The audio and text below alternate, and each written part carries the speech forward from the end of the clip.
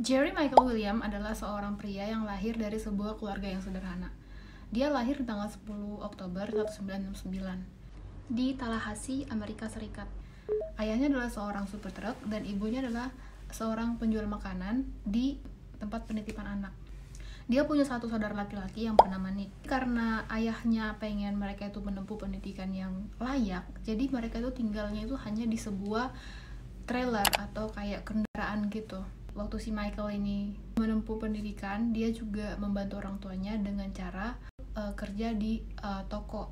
Waktu pun berlalu, di saat dia SMA, dia bertemu dengan seorang gadis cantik. Awal mula berkenalannya si Mike dengan si Dennis itu adalah dengan cara si Mike kan dia pemain sepak bola dan si Dennis ini adalah cheerleadernya. Lalu mereka pacaran. Dan di saat sekolah itu juga si Mike punya sahabat yang bernama Brian Winchester.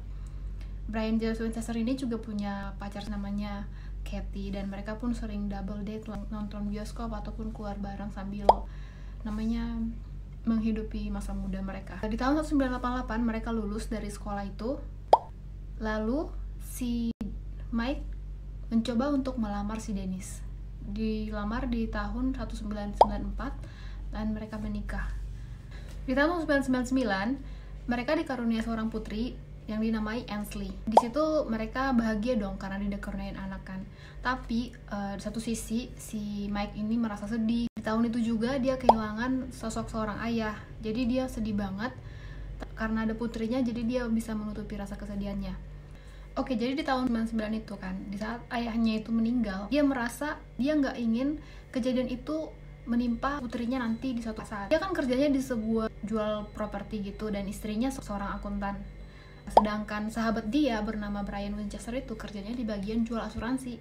Temannya ini pun menyarankan dia untuk masuk ke bagian asuransi gitu, supaya beli jasanya dia, yang mana itu nanti totalnya sebanyak 1,5 juta dolar. Dan ada juga asuransi yang lain nanti ditotalkan itu sebanyak 2 juta dolar. Nah, karena dia merasa dia nggak ingin seperti nasib orang tuanya, di mana ayahnya pergi tanpa meninggalkan apapun, dia merasa ini peluang yang bagus. Dia pun membeli asuransi. Di tahun 2000 itu, di tahun depannya, dia akan merayakan hari pernikahan dengan istrinya. Lalu si istrinya ini kan udah menyediakan satu acara gitu, mereka mau ngapain hari itu. Tapi si Mike ini, dia mau berburu bebek dulu, berburu unggas. Namanya duck hunting lah, itu hobi dia. Dia juga seorang pekerja keras, di samping itu suka menjalankan hobinya ini. Jadi di tahun 2000, di tanggal 16 Desember, dia akan pergi berburu unggas ya. Nah, dia sudah persiapan di jam 3, biasanya dia kalau jalanin hobinya kayak gitu, di jam 3 pagi, dia sudah bangun dulu mempersiapkan. Dan memang katanya itu harus pergi di dini hari, di subuh-subuh, karena di situ baru unggasnya benar-benar mungkin bekerja atau hobinya itu benar-benar bisa terrealisasi. Nah, dia berangkat jam 3 pagi, dia tuh sampai nggak ada kabar sampai malamnya. Nah, istrinya ini pun panik, dia menghubungi si Nick ataupun adiknya si Mike ini, dia juga menghubungi keluarganya dan nggak ada kabar sama sekali. Lalu mereka melakukan laporan hilang, kemana si Mike pergi. Ada orang yang bilang ini dari petugas ahli dari peternakan ataupun perikanan dan juga ahli dari marga satwa. Mereka bilang kayaknya nggak mungkin deh dia ada di sini. Orang-orang bilang mungkin tenggelam di dalam danau itu karena dia pergi ke danau Seminole ya, itu nggak jauh dari rumahnya, sekitar 10 menitan lah. Jadi orang-orang berasumsi banyak, dan ada yang bilang juga, oh mungkin dia udah dimakan buaya, kan ada buaya di situ, binatang buas gitu di dalam danau itu. Dan sementara ahli dari marga satwa itu bilang kayak gini, petugasnya, kayaknya nggak mungkin karena ini kan musim dingin. Di saat musim dingin itu buaya itu nggak akan mau keluar untuk menyerang karena mereka itu kayak istilah mageran lah di musim dingin, kayak beruang kan istilahnya hibernasi, malas gitu mencari makanan. Setelah diperiksa kapalnya si Mike ini, ternyata dia belum menyebarkan umpannya. Jadi umpannya itu masih ada di situ, dan orang bingung kalau misalnya umpannya masih di situ, berarti dia belum sama sekali turun ke dalam danau itu, karena berburu kan harusnya pakai senapan yang dimasukinnya kayak untuk menyuntik atau membius dari bebek itu supaya pingsan gitu ya, jadi ditembak. Nah, jadi itu belum ada sama sekali dipakai. Polisi pun merasa nggak ada petunjuk, nggak ada bukti sama sekali. Jadi kasus itu tertutup tanpa ada keterangan yang jelas sama sekali. Sementara istrinya ini sudah nggak mau bantu juga, udah capek, udah jenuh dia dengan masalah itu lagi, yang sama lagi. Dia kayaknya nyerah gitu deh, udah deh nggak ada lagi petunjuk, udah deh. 6 minggu berlalu, polisi hanya menemukan topinya itu ada di situ, dan SIM-nya, apapun KTP-nya masih di situ dalam keadaan nggak rusak. Kalau misalnya dia itu tenggelam, pastinya rusak dong. Kalau misalnya di bawah ini kan ditemukan ngapung di air, tapi dalam keadaan belum kayak hancur gitu. Harusnya kan sudah hancur kalau sudah udah berminggu-minggu gitu.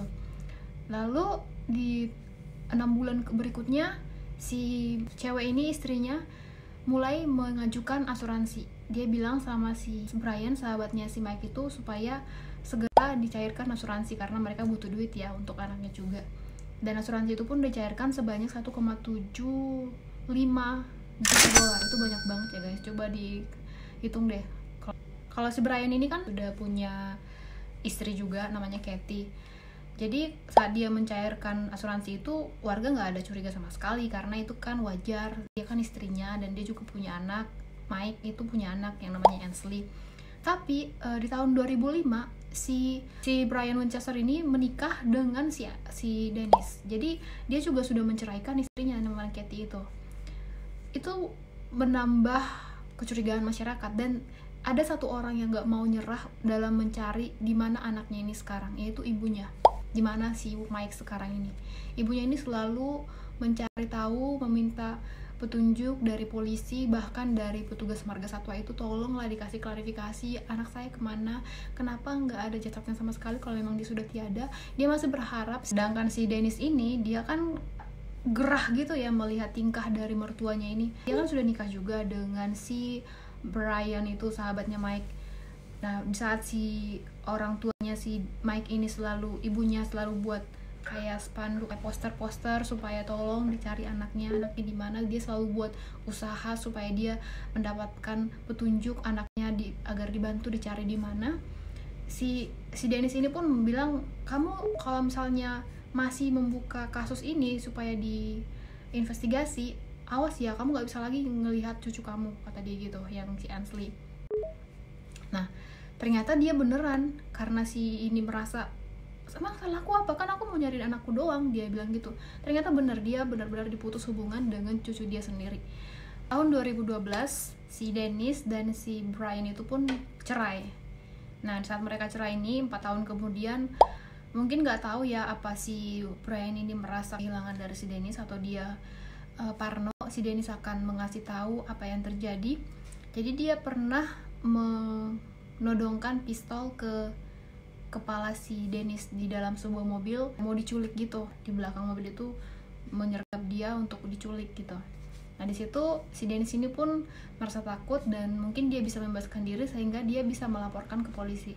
Saat dia mengadu ke polisi, polisi pun mulai mengorek ya apa yang terjadi gitu. Jadi karena dilihat juga mereka ini sebenarnya kan pasangan yang selingkuh awalnya, jadi nikah gitu. Jadi polisi sudah tahu seluk-beluknya sebelumnya. Jadi mereka membuat interview, dan si Brian ini pun bilang gini, aku benar-benar lepas kendali, aku nggak tahu kenapa aku melakukan itu, aku benar-benar minta maaf, kata dia gitu kan.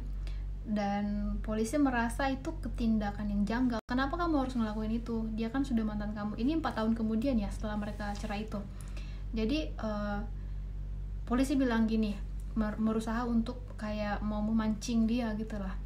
Oke, kamu akan kami kasih keringanan hukuman asal kamu memberitahu bagaimana, di mana suaminya si Dennis itu yang pertama.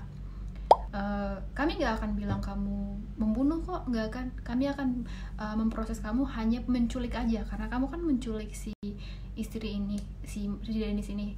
Oke, kami akan menghukum kamu dengan kasus menculik, tapi kamu dengan syarat kamu kasih tahu itu bagaimana kejadiannya dulu, di mana sekarang si Mike, kata dia gitu. Brian ini pun akhirnya mengungkapkan suaranya kepada polisi, pihak berwajib. Dia bilang di tahun mereka itu sudah lama selingkuhnya, udah lama berhubungan itu sejak tahun 1997, 3 tahun sebelum mereka menikah. Nah, di situ mereka sudah berhubungan dan sudah ada hubungan kayak cinta-cintaan gitu juga, selingkuh di balik layar itu. Lalu di tahun 2000 ini kan dia sudah punya asuransi yang mana dipastiin sama si Brian supaya masuk asuransi. Dan di sini merasa ya udahlah, kita buatlah satu tragedi ataupun gimana caranya supaya kita nggak jadi tersangkanya, yaitu dengan cara kecelakaan seperti itu. Jadi itu idenya dari si Dennis. Dennis bilang, kamu ajak aja dia duck hunting, memburu unggas, dia kan suka itu. Nah, kamu ajak dia ke sana. Jadi saat itu katanya dia sudah bawa si Mike ini ke dalam kapal itu, kapal kecil. Dia sengaja buat kapal itu tenggelam, si Brian ini. Jadi pada saat dia sudah mulai tenggelam, dia mau ngambil barangnya, gak bisa lagi karena dia sudah tenggelam dan dibiarkan sama si Brian ini. Jadi dibiarkan gitu, dia minta tolong tapi si Brian itu gak nolong sama sekali. Dan dia ngambil pistol ataupun senapan, dia gak tolong sama sekali. Dia hanya nonton aja si Mike itu dalam kondisi tenggelam dan membuat tangan seperti ini. Dan dia bilang juga, maafkan aku ya, dia bilang gitu sambil nangis kata dia. Dan dia nembak si Mike itu. Dan mengenai jasadnya itu, katanya dia buat di jalan buntu di Garnet Road, di jalan Road Garnet, di yang mana hanya 8 km dari tempat dia masa kecil ya, tempat dia besar gitu ya. Lalu polisi pun setelah mengetahui kejadian itu, si istrinya ini pun, si Dennis pun dilakukan penahanan hukuman. Di tahun 2018 dia itu divonis hukuman, dia dibuat hukuman seumur hidup. Ibunya si Mike pun lega karena udah tahu kejadian sebenarnya dan sudah melihat juga jasad anaknya dan dikuburkan. Lalu si Brian dihukum dengan kasih tahanan selama 20 tahun penjara. Tapi sebenarnya dia juga nangis itu si Brian karena melakukan hal itu. Dia merasa menyesal, nggak tahu entah acting, kita nggak tahu. Dari kisah ini pelajari kalau cinta segitiga itu di dalam sebuah persahabatan itu hal yang sangat wajar, tapi ya kita jangan berharap itu ada. Mungkin kita juga harus ngasih jarak kalau sama sahabat kita, jangan terlalu dekat dengan rumah tangga kita. Kalau kita punya sahabat yang mana itu adalah cewek misalnya ataupun cowok dan kita punya pacar, kita harus hati-hati, itu bisa terjadi, saling menikung itu bisa terjadi ya, itu hal yang sangat lumrah, kita nggak tahu. Apalagi kalau kita itu sudah dibarengi dengan yang namanya asuransi, itu lebih bahaya lagi, karena mereka bisa berpikir yang orang bisa cinta uang, orang bisa buta karena uang gitu. Jadi dari kisah ini kita pelajari juga, kita harus selalu menjaga jarak dan antara sahabat dan hubungan asmara kita. Oke guys, untuk itu kita harus bisa memilah-milah ya. Terima kasih sudah menonton video ini. Jangan lupa untuk nonton di video berikutnya ya. See you in the next video. Bye bye. Thank you.